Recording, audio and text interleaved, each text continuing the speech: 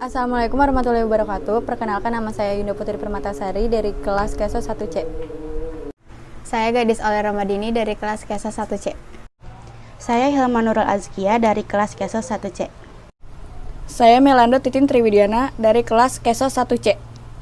Saya Muhammad Faris Fitriansyah dari kelas KESO 1C. Saya Reza Alfikri dari kelas KESO 1C. Saya Rizky Maulana Saputra dari kelas KESO 1C. Saya Muhammad Adi Fadza dari kelas KESO. Latar belakang Pancasila dalam kajian sejarah bangsa Indonesia. Presiden Soekarno pernah mengatakan, jangan sekali-kali meninggalkan sejarah.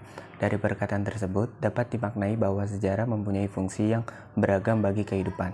Seperti diungkap seorang filsuf Yunani bernama Cicero pada tahun 106-43 sebelum Masehi, yang mengungkapkan Historia Vitae Magistra, yang bermakna sejarah memberikan kearifan. Pengertian yang lebih umum yaitu sejarah merupakan guru kehidupan. Arus sejarah memperlihatkan dengan nyata bahwa semua bangsa memerlukan suatu konsepsi dan cita-cita. Jika mereka tidak memilikinya, atau jika konsepsi dan cita-cita itu menjadi kabur dan usang, maka bangsa itu adalah dalam bahaya. Soekarno, 1989. Pentingnya cita-cita, ideal sebagai landasan moralitas bagi kebesaran bangsa diperkuat oleh cendekiawan politisi Amerika Serikat, John Gardner, yang berarti tidak ada bangsa yang dapat mencapai kebesaran kecuali jika bangsa itu mempercayai sesuatu, dan sesuatu yang dipercayainya itu memiliki dimensi moral guna menopang peradaban besar. Begitu kuat mengemakarnya Pancasila dalam jiwa bangsa Indonesia, menjadikan Pancasila terus berjaya sepanjang masa. Hal tersebut disebabkan ideologi Pancasila tidak hanya sekedar confirm and deepen identitas bangsa Indonesia. Ia lebih dari itu. Ia adalah identitas bangsa Indonesia sendiri sepanjang masa. Sejak Pancasila digali kembali dan dilahirkan kembali menjadi dalam dasar dan ideologi negara, maka ia membangunkan dan membangkitkan identitas yang dormant, yang tertidur dan yang terbius selama kolonialisme. Abdul Ghani, tahun 1972. A. Pancasila Prakemerdekaan. Ketika Dr. Haji Manwejo Diningrat selaku Ketua BPUPKI pada tanggal 29 Mei 1945 meminta kepada sidang untuk mengemukakan dasar negara Indonesia Merdeka. Dengan permintaan Dr. Haji Manwejo Diningrat, ini adalah figur-figur negarawan bahasa Indonesia berpikir keras untuk menemukan kembali jati diri bangsanya. Sidang BPUPKI dilaksanakan dari tanggal 29 Mei sampai 1 Juni 1945 untuk berpidato. Pada tanggal 29 Mei 1945, Muhammad Yamin mengusulkan calon rumusan dasar negara. 1. Peri kebangsaan, 2. Peri kemanusiaan, 3. Peri ketuhanan, 4. Peri kerakyatan, dan 5. Kesejahteraan rakyat. Selanjutnya, Profesor Dr. Supomo pada tanggal 30 Mei 1945 yang mengusulkan ilmu dasar negara. 1. Teori negara perseorangan, 2. Paham negara, dan 3. Paham negara Kemudian diusul oleh Insinyur Soekarno pada tanggal 1 Juni 1945 yang mengusulkan 5 dasar negara, yaitu 1. Nasionalisme, 2. Internasionalisme, 3. Mufakat, 4. Kesejahteraan sosial, dan 5. Ketuhanan yang Maha Esa. B. Pancasila era kemerdekaan. Pada tanggal 6 Agustus 1945, bom atom dijatuhkan di kota Hiroshima oleh Amerika Serikat, yang mulai menurunkan moral semangat tentara Jepang. Bom atom kedua dijatuhkan di Nagasaki, yang membuat Jepang menyerah kepada Amerika dan sekutunya. Peristiwa ini pun dimanfaatkan oleh Indonesia untuk memproklamasikan kemerdekaannya. Pancasila era Orde Lama. Terdapat 2 pandangan besar terhadap dasar negara yang berpengaruh terhadap munculnya dekret presiden. Dengan Pancasila sebagaimana dirumuskan dalam Piagam Jakarta sebagai dasar negara, seperti yang dirumuskan dalam pembukaan Undang-Undang Dasar yang disahkan PPKI tanggal 18 Agustus 1945. Sosialisasi terhadap paham Pancasila yang konklusif menjadi penting bagi upaya Pancasila yang menjadikan sebagai ideologi negara. Era Orde Baru, adapun nilai-nilai norma yang terkandung dalam pedoman penghayatan dan pengalaman Pancasila. Berdasarkan ketetapan tersebut meliputi yaitu 1. Sila ketuhanan yang Maha Esa, 2. Sila kemanusiaan yang adil dan beradab, 3. Sila persatuan Indonesia, 4. Sila kerakyatan yang dipimpin oleh hikmat kebijaksanaan dalam permusyawaratan perwakilan. 5. Sila keadilan sosial yang bagi seluruh rakyat Indonesia. Kemudian pada tahun 1994 disarikan atau dijabarkan kembali. Perbedaan yang dapat digambarkan yaitu sila ke-1 menjadi 7 butir, sila ke-2 menjadi 10 butir, sila ke-3 menjadi 7 butir, sila ke-4 menjadi 10 butir, sila ke-5 menjadi 11 butir. Dengan semakin terbukanya informasi dunia, pada akhirnya pengaruh luar masuk Indonesia pada akhir 1990-an. Secara tidak langsung mengancam aplikasi Pancasila yang dilakukan oleh pemerintahan Orde Baru. Reformasi. Saat Orde Baru tumbang, muncul fobia terhadap Pancasila. Dasar negara itu untuk sementara waktu seolah dilupakan karena hampir selalu identik dengan rezim Orde Baru. Pancasila pada era reformasi ini pada awalnya memang tidak nampak suatu dampak negatif. Namun semakin hari dampaknya makin terasa dan berdampak sangat fatal. Namun demikian, kesepakatan Pancasila menjadi dasar negara Republik Indonesia secara normatif. Sebagai memudarnya Pancasila dalam kehidupan bermasyarakat, berbangsa, dan bernegara membuat khawatir berbagai lapisan elemen masyarakat. Seruan demikian tanpa signifikan karena proses amandemen Undang-Undang Dasar 1945. Dalam era reformasi terdapat nilai-nilai Pancasila yang dikenal dengan sebutan 4 pilar. Kebangsaan yang terdiri dari Pancasila, Undang-Undang Dasar tahun 1945, Negara Kesatuan Republik Indonesia, dan Bhinneka Tunggal Ika antara lain. 1. Kesalahan linguistik. 2. Ungkapan tersebut tidak mengacu pada realitas empiris.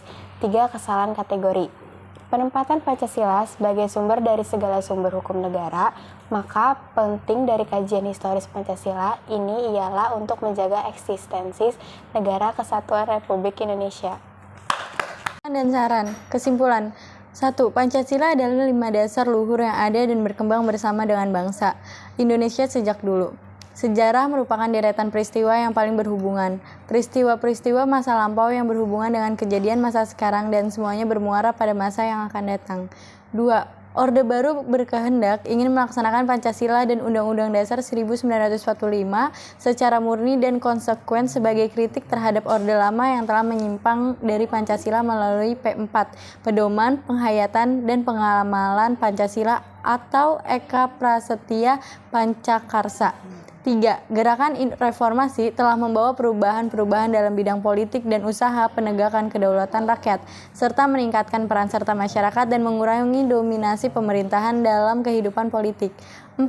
Masa demokrasi Pancasila pada era reformasi berusaha mengembalikan perimbangan kekuatan antara lembaga negara, antara eksekutif, legislatif, dan yudikatif, mengutamakan kepentingan masyarakat, bangsa, dan negara, tidak memaksa kehendak pada orang lain, selalu diliputi oleh semangat kekeluargaan. 5. Kecenderungan Orde Baru dalam memandang Pancasila sebagai doktrin yang komprehensif, terlihat pada anggapan bahwa ideologi sebagai sumber nilai dan norma, dan karena itu harus ditangani melalui upaya indoktrinasi secara terpusat.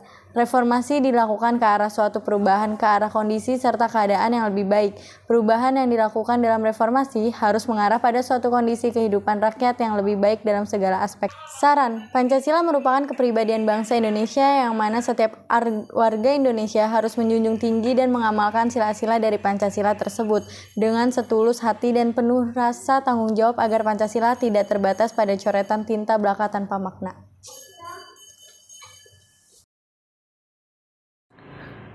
Assalamualaikum warahmatullahi wabarakatuh.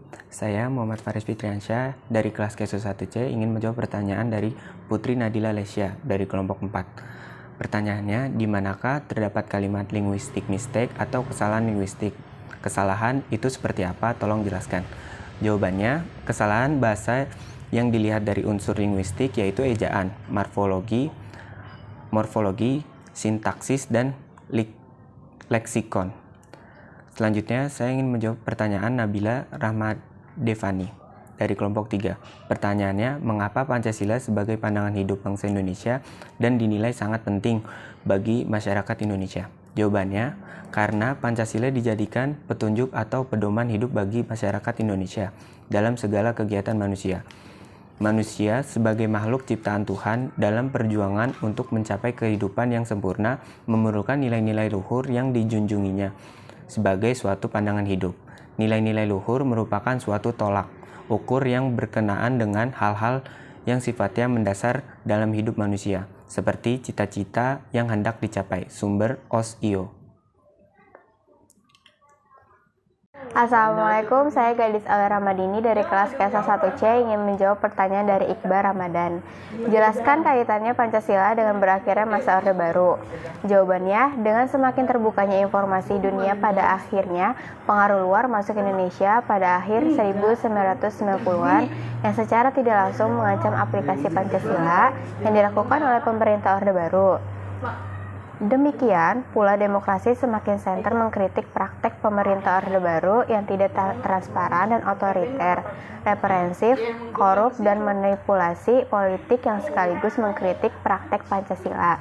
Meski demikian, kondisi ini bertahan sampai dengan lengsernya Presiden Soeharto pada 21 Mei 1998. Yang kedua, saya ingin menjawab pertanyaan dari Indah Ramadhani.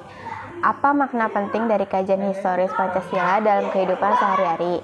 Jawabannya, kita dapat menerapkan di dalam kehidupan sehari-hari seperti beribadah sesuai agama masing-masing, saling tolong-menolong, bertoleransi, mencintai negara Indonesia dengan cara menjaga warisan budaya yang ada, menyelesaikan masalah dengan musyawarah, tidak memaksa kehendak kita saat bermusyawarah, menerima hasil musyawarah dengan lapang dada, bersikap adil kepada setiap orang yang ada di sekitar kita, menjalankan kewajiban kita, dan menghormati hak orang lain.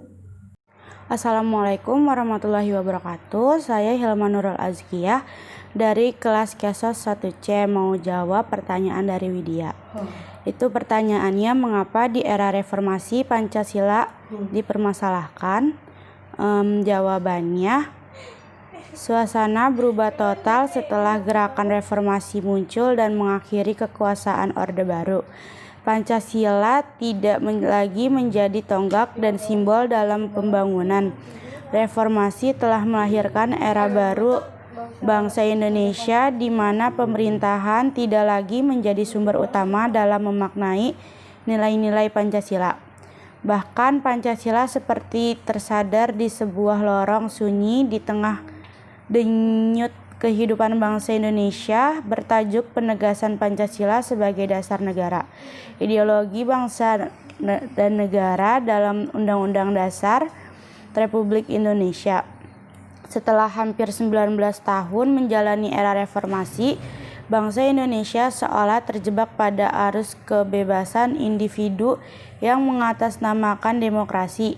Akhirnya lupa akan tujuan dasar negara, yakni Pancasila yang ingin dicapai. Bangsa ini seolah kehilangan identitas dan jati dirinya. Sebagian besar bangsa ini tidak lagi mempersoalkan hal-hal yang mendasar setelah disepakati bersama, yaitu ideologi dasar negara, Negara Kesatuan Republik Indonesia, kebinekaan maupun hubungan negara dan agama. Namun, implementasi Pancasila dalam kehidupan nyata mulai meredup. Assalamualaikum warahmatullahi wabarakatuh. Saya Rizky Maulana Saputra, kelas KESA 1C ingin menjawab pertanyaan dari saudari Nur Farihah. Pertanyaannya, gimana jika Indonesia tanpa Pancasila? Yang pertama, hubungan antara warga dan pemerintah akan hancur. Kedua, negara akan cepat runtuh. Ketiga, negara akan mudah diserang. Keempat, terjadi keributan di mana-mana dan masalah di mana-mana. 5, negara akan hancur lebur karena warga negaranya tidak bersatu. Saya Muhammad Adi Barza ingin menjawab pertanyaan dari Ranil. Apa makna dari kajian historis Pancasila? Kajian penting dari kajian historis Pancasila ini ialah menjaga eksistensi Negara Kesatuan Republik Indonesia. Karena itu, seluruh komponen bangsa harus secara imperatif kategoris menghayati dan melaksanakan Pancasila baik sebagai dasar negara maupun sebagai pandangan hidup bangsa. Dengan berpedoman kepada nilai-nilai Pancasila dan pembukaan Undang-Undang 1945 dan secara konsisten menaati ketentuan-ketentuan dalam pasal UUD 1945. Assalamualaikum warahmatullahi wabarakatuh. Saya Melando Titin Triwidiana dari kelas KESA 1C ingin menjawab pertanyaan dari Syifa Tukul Jauza.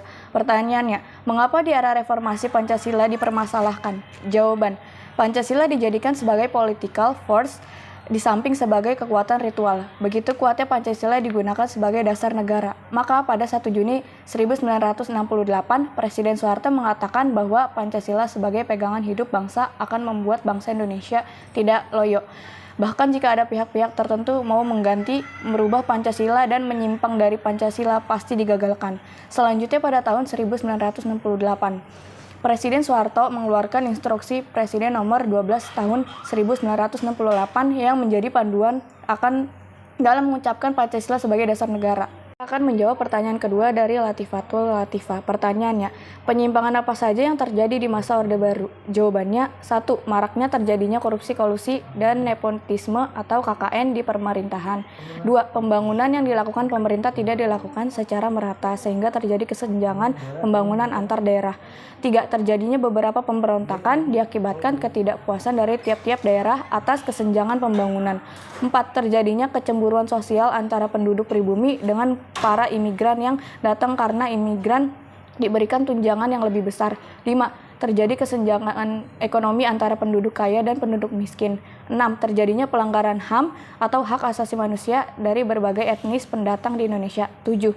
Tidak adanya kebebasan berpendapat. 8. Tidak adanya kebebasan dalam kebijakan pers. 9. Keamanan dan kedaulatan negara dilakukan dengan cara kekerasan, yaitu dihadirkannya penembok misterius. 10.